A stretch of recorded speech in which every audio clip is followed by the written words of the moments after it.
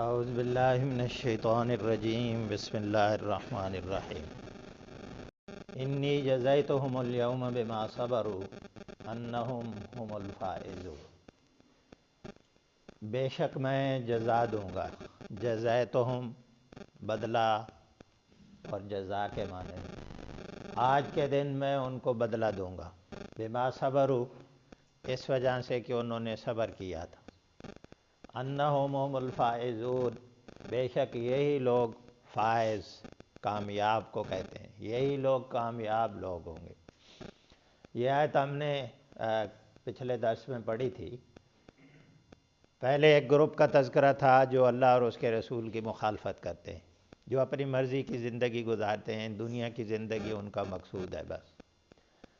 اس کا تذکرہ کرنے کے بعد اللہ رب العزت نے فرمایا انہ فریق من عبادی، ایک میرے بندوں کا ایک گروپ دنیا میں ایسے ہوتا ہے جو میرے اوپر ایمان رکھتا ہے، جو میرے ساتھ محبت کرتا ہے، وہ میرے بندے ہوتے ہیں، وہ اپنے نفس کے بندے نہیں ہوتے، وہ پیسے اور جائیداد کے بندے نہیں ہوتے۔ نبی علیہ الصلوۃ والسلام نے فرمایا تعس عبد الدینار و عبد الدرہم، جو دینار اور درہم کا بندہ ہوتا ہے نا، مقصود اس کا دینار اور درہم ہے، پیسہ اور دولت ہے، جائیداد ہے، وہ تباہ اور برباد اور ہلاک ہو جائے۔ تو فرمایا جو میرے بندے ہوتے ہیں، میری مرضی کی زندگی گزارتے ہیں، فرمایا وہ تو ہر وقت اپنی خطاؤں کی اللہ سے معافی مانگتے رہتے ہیں، وہ تو محنت کرنے کے باوجود اللہ سے ڈرتے ہیں کہ اللہ تیری عبادت کا حق نہیں ادا کر سکتے، وہ تو اللہ کی رحمت کا سوال کرتے رہتے ہیں۔ یہ ساری چیزیں ذکر کرنے کے بعد اللہ نے فرمایا تھا وہ مشرکین مکہ کو، اور آج کے دور میں بھی ایسے ہوتا ہے، فرمایا تم ان کا تمسخر اڑاتے تھے، تم مذاق اڑاتے تھے، وہ ان کا پھٹا پرانا لباس دیکھے، ان کی غربت کی زندگی، وہ تو جو پیسہ کماتے تھے وہ حلال کا پیسہ کماتے تھے، وہ جو کماتے تھے اس کو اللہ کے راستے پر خرچ کرتے تھے، وہ تو بڑے بڑے محلات نہیں بناتے تھے، ان کا مقصود آخرت ہوتی تھی، اور پھر تم ان کی کیفیت کو، ان کی حالت کو دیکھ کر ان کا تمسخر اڑاتے تھے اور ان کے اوپر ہنستے تھے۔ اللہ فرماتے ہیں ان کا مقام اور مرتبہ کیا ہوگا، وہ جو انہوں نے صبر کیا تھا نا دنیا کی زندگی میں، اور میں نے صبر کا معنی آپ کو بتایا تھا کہ اللہ کے احکامات کی پابندی، اللہ نے جن چیزوں سے روکا ہے ان سے اپنے آپ کو روکنا، اور جو اللہ کی طرف سے مشکلات آئیں ان مشکلات پر صبر کرنا، یہ ساری چیزیں اس میں شامل ہیں۔ تو فرمایا کہ جو انہوں نے اللہ کی مرضی کی زندگی گزاری اور مشکلات پر صبر کرتے رہے، اس وجہ سے آج اللہ تعالیٰ ان کو بدلے دے گا، انعامات دے گا، اللہ ان کا میزبان ہوگا، نزلا من غفور الرحیم، وہ غفور الرحیم کی طرف سے میزبانی ہوگی۔ اور پھر فرمایا انہم هم الفائزون، یہ لوگ ہی کامیاب لوگ ہوں گے، یعنی کامیابی کا ایک پیمانہ اللہ نے بتا دیا ہے، ایک تصور دے دیا ہے کامیابی کا کہ کامیابی کس کو کہتے ہیں، وہ جو اپنے آقا، اپنے مالک اور خالق کو راضی کر لے، جو اس کے در پر جھک جائے، اس کی مرضی کی زندگی گزارے، وہ کامیاب ہے اس دنیا کی زندگی میں بھی اور آخرت کی زندگی میں، چاہے اس کا رہنے سہنے کا،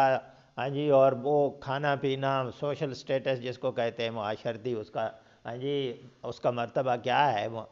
فرمایا وہ اگرچہ کمزوری کیوں نہ ہو، لیکن اگر وہ اپنے رب کو راضی کر کے چلا گیا تو یہ آدمی کامیاب آدمی ہے، دنیا میں بھی کامیاب اور آخرت میں بھی کامیاب۔ آگے اللہ رب العزت فرماتے ہیں قال کم لبثتم فی الارض عدد سنین، قال کم لبثتم کتنے ٹھہرے تھے تم زمین میں، عدد سنین، سنین سال کو کہتے ہیں، عدد گنتی کو کہتے ہیں، یعنی ذرا سالوں کی گنتی میں بتاؤ کتنے ٹھہرے تھے دنیا کی زندگی میں۔ قالوا لبثنا یوما او بعض یوم، وہ کہیں گے ہم ٹھہرے تھے دن یا دن کا کچھ حصہ، یومن قالوا لبثنا، وہ کہیں گے ہم ٹھہرے تھے دن او بعض یوم یا دن کا کچھ حصہ۔ فاسأل العادین، فاسأل سوال سے ہے، عادین گننے والے اور شمار کرنے والے، عدد سے ملتا جلتا لفظ ہے۔ اللہ رب العزت فرماتے ہیں کہ یعنی اللہ کی طرف سے سوال ہوگا کہ ذرا ان سے پوچھو دنیا کی زندگی میں کتنے دن کتنے سال رہے تھے دنیا کی زندگی میں، تو وہ کہیں گے دن یا دن کا کچھ حصہ، اور ساتھ ہی یہ کہہ دیں گے کہ جو گنتی کرنے والے لوگ تھے، جو صاحب علم تھے، گنتی کر سکتے تھے، ان سے ذرا پوچھ لیں ہم دن یا دن کا کچھ حصہ ہی رہے۔ یعنی یہاں سے اللہ رب العزت یہ پیغام دے رہے ہیں کہ یہ دنیا کی زندگی جس کے لیے انسان صبح و شام محنت کرتا ہے، صبح و شام ہلکان کرتا ہے، اپنے آپ کو مسلسل کر رہا ہے، لوگوں کے ساتھ دھوکے کر رہا ہے، فراڈ کر رہا ہے، حلال حرام کی تمیز نہیں کر رہا، فرمایا یہ آخرت کی زندگی، یہ دنیا کی زندگی آخرت کے مقابلے میں کیسی ہوگی؟ جب انسان وہاں جائے گا ایسے محسوس ہوگا جیسے دن یا دن کا کچھ حصہ، لم یلبثوا الا عشیۃ او ضحاها۔ جی وہ فرمایا کہ اللہ وہ جب وہاں جائیں گے، وہاں کی زندگی کو دیکھیں گے اور پھر انہیں اس دنیا کی زندگی کے ساتھ موازنہ کریں گے تو انہیں ایسے پتہ چلے گا جیسے ایک صبح یا ایک شام رہے دنیا، دن یا دن کا کچھ حصہ رہے۔ یعنی انسان کو اس حقیقت سے آگاہ کیا جا رہا ہے کہ یہ دنیا کی زندگی یہ تو بہت آخرت کے مقابلے میں بہت تھوڑی ہے۔ یہ حماقت نہ کرو کہ اب ایک مختصر سی زندگی جو آخرت کے مقابلے میں بہت تھوڑی ہے، اس مختصر سی زندگی کے لیے اتنی محنت کرتے ہو، اتنی جدوجہد کرتے ہو، اللہ کے احکامات کو نظر انداز کرتے ہو، یہ حماقت نہ کرو۔ آخرت کی زندگی جو ہمیشہ ہمیشہ کی زندگی ہے، جو نہ ختم ہونے والی زندگی ہے، اس زندگی کے لیے محنت کرو اور جدوجہد کرو۔ جو اللہ کے بندے ہوتے ہیں ان کی ہر وقت نگاہ آخرت کی زندگی پر رہتی، وہ آخرت کی زندگی کو اصل زندگی سمجھتے ہیں،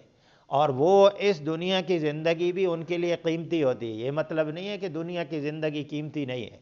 دنیا کی زندگی، نبی علیہ الصلوۃ والسلام نے فرمایا یہ دنیا کی زندگی تو آخرت کی کھیتی ہے، الدنیا مزرعۃ الآخرہ، یہ آخرت کی کھیتی ہے۔ جس طرح کھیتی پر آپ محنت کرتے ہیں، ہل چلاتے ہیں، پیسہ لگاتے ہیں، خود محنت کرتے ہیں، کیوں؟ آپ کی اگلی جو زندگی ہے، جو مستقبل ہے آپ کا، اگلے آنے والے دن، تاکہ آپ خوشحالی اور آسانی کے ساتھ گزاریں۔ تو اللہ رب العزت فرماتے ہیں اس سینس میں تو یہ زندگی بہت قیمتی ہے کہ انسان نے اس دنیا کی زندگی میں تیاری کرنی اور اپنی آخرت کو بہتر بنانا ہے۔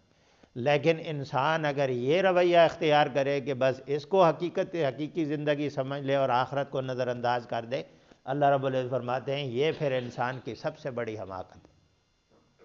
نبی علیہ الصلوۃ والسلام کا فرمان ہے الکیس من دان نفسہ وعمل لما بعد الموت، وہ آدمی بڑا ہی عقل مند آدمی ہے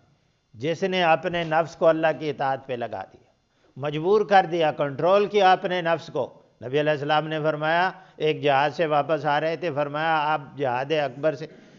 اصغر سے جہاد اکبر کی طرف اب تم جا رہے، یعنی وہ دشمن کے ساتھ مقابلہ کرنا اگرچہ ایک بڑا کام ہے، لیکن نبی علیہ الصلوۃ والسلام نے نفس کی تربیت اور اپنے آپ کو کنٹرول کرنا، اس کی اہمیت بتائی کہ اب تم اپنے نفس کے خلاف جہاد کے لیے جا رہے ہو۔ وہ دشمن کا جہاد تو آپ نے کر لیا ہے، اس کے ساتھ مقابلہ، اب تم جا رہے ہو اپنے نفس کے ساتھ تم نے مقابلہ کرنا ہے، نفس کی خواہشات کو دبانا ہے، اپنے نفس کو مجبور کرنا ہے اللہ اور اس کے رسول کی اطاعت کی۔ آپ کا نفس کہے گا بستر بڑا گرم ہے سوئے رہو، لیکن آپ نے اپنے نفس کی بات کو نہیں سننا ہے، آپ نے اللہ کے گھر میں آنا ہے۔ نفس آپ کو کہے گا بھائی ٹھیک ہے حرام کما لو، بڑا گھر بنا لو گے، عیش و عشرت کی زندگی ہوگی، لیکن آپ نے یہ کام نہیں کرنا ہے کیونکہ اس پہ میرا رب راضی نہیں۔ تو یہ نفس مختلف انسان کے اوپر حملے کرتا ہے۔ تو اللہ رب العزت نے فرمایا کہ وہ آدمی، نبی علیہ السلام کا فرمان ہے الکیس من دان نفسہ، جس نے اپنے نفس کو کنٹرول کر لیا، اللہ کی اطاعت پہ مجبور کر دیا، جھکا دیا، وہ عقل مند آدمی۔ وعمل لما بعد الموت، اور یہ اس کی علامت ہے کہ وہ ما بعد الموت والی جو زندگی ہے، مرنے کے بعد اس کے بعد ساتھ کیا ہونے والا ہے، اس کی فکر میں لگا رہتا ہے، اس کی تیاری میں لگا رہتا ہے۔ والعاجز من اتبع نفسہ ہواہ، اور وہ آدمی بڑا بے بس اور بڑا کمزور ہے جو آدمی اپنے نفس کی خواہشات پر چلتا ہے، اپنے نفس کی اتباع کرتا ہے اور اللہ کے اوپر تمنا رکھتا ہے کہ اللہ بڑا غفور الرحیم ہے، مجھے معاف کر دے گا۔ پہلے بھائی محنت کرو، جدوجہد کرو، اپنی آخرت کی فکر کرو، اور پھر اپنے رب کے اوپر بھروسہ کرو۔ تو یہ اللہ تعالیٰ کہتے ہیں کہ بھائی آخرت میں جاؤ گے تو ایسے ہی پتہ چلے گا۔ قرآن کہتا ہے نحن عالم بما یقولون اذ یقول امثلهم طریقۃ ان لبثتم الا یوما، یعنی کچھ لوگ کہیں گے ان لبثتم الا عشرا، تم تو 10 دن دنیا کی زندگی میں رہے ہو، آخرت کے مقابلے میں ایسے محسوس ہو رہا ہے۔ لیکن اللہ فرماتے ہیں جو آدمی ان میں سے زیادہ عقل مند آدمی ہوگا وہ کہے گا دن یا دن کا کچھ حصہ ہے، ایک ہی دن ٹھہرے آخرت کے مقابلے میں اتنی یہ دنیا کی زندگی۔ تو یہاں بھی اللہ رب العزت نے یہی بات کی۔